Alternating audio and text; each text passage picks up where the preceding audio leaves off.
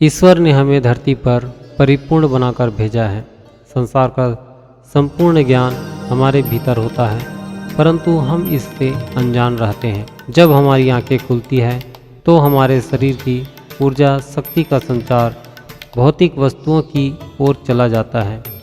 तब उन वस्तुओं के साथ रहकर उनके संपूर्ण गुण एवं दोष को ग्रहण कर वास्तविक पहचान करते हुए उनसे विमुख होकर पुनः आंखें बंद करके उसका अनुभव हमारे अंदर निहित ज्ञान से तुलना कर आनंद रस की प्राप्ति करना ही इस संसार में आने का प्रमुख कारण है।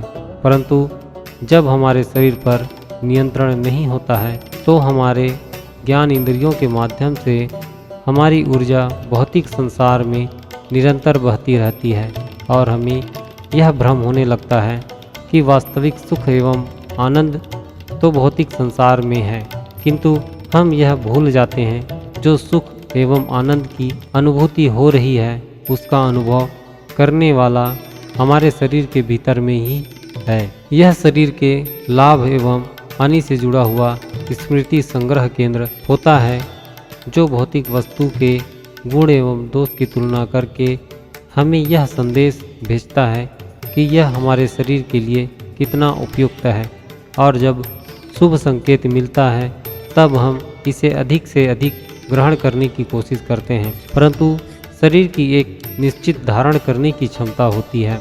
जब हम अपनी क्षमता से अधिक भौतिक वस्तु का उपभोग एवं सेवन करने लगते हैं तो वह हमारे शरीर के अन्य सुरक्षात्मक प्रणाली को नष्ट करने लगते हैं, और इसी के परिणाम स्वरूप जब उस वस्तु की आवश्यकता से अधिक हमारे शरीर में होती है तब हमारा शरीर एवं मन रोगग्रस्त होने पर सांसारिक सुख हमें व्यर्थ लगने लगते हैं। जिस समय हम अस्वस्थ रहते हैं हर एक मनुष्य में अलग अलग अनुभव प्राप्त होता है, इसे आप स्वयं महसूस करें। और जब हमारा शरीर एवं मानसिक अवस्था बेहतर होता है तो फिर से भौतिक वस्तुएं हमें सुख देने लगती हैं।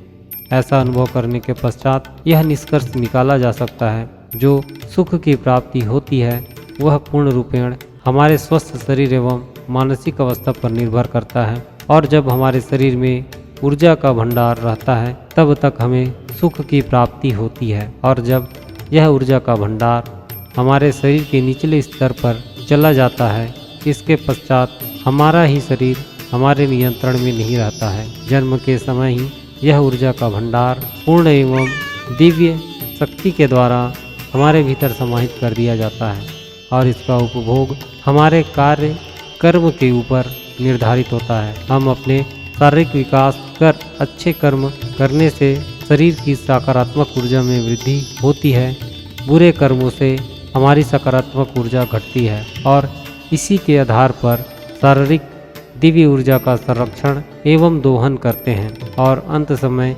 जिसकी अधिकता होती है उसी के आधार पर हमारे सुख दुख का आधार बनता है। यही ज्ञान का सार है जिसे ढूंढते ढूंढते सारी उम्र निकल जाती है, और अंत समय तक भी यह स्पष्ट नहीं हो पाता है कि हमें क्या चाहिए जो हमारे शरीर को बल एवं बुद्धि से पोषित करे और हमें सुख का अनुभव दिलाए। उसे संग्रहित करना उचित है, परंतु इसकी मात्रा तय करना हमारे स्वयं की जिम्मेदारी होती है। आवश्यकता से अधिक का संचय करना यही हमारे दुखों का कारण होता है। इसे व्यवस्थित करने के बेहतर उपाय हैं। अपने उपभोग के बाद जो संसाधन बचते हैं उसे जैसे का तैसा दुख एवं तकलीफ आने के पहले ही अपनी इच्छा से देने का प्रबंध करें। जब आप स्वयं पर विश्वास करना आरंभ करेंगे तभी इस ज्ञान एवं प्रकृति के वास्तविक स्वरूप को पहचान पाएंगे। जानकारी अच्छी लगे तो सर्वप्रथम पहले अपने ज्ञान के आधार पर इसकी तुलनात्मक अध्ययन करें, इसके पश्चात ही आप इसका अनुसरण करें, क्योंकि ज्ञान अंतहीन है और कोई भी सांसारिक मनुष्य इसकी पूर्णता पर नहीं पहुंच पाया है। जो अंतिम शिखर पर पहुंचता है वह ब्रह्मलीन हो जाता है। आज के लिए बस इतना ही।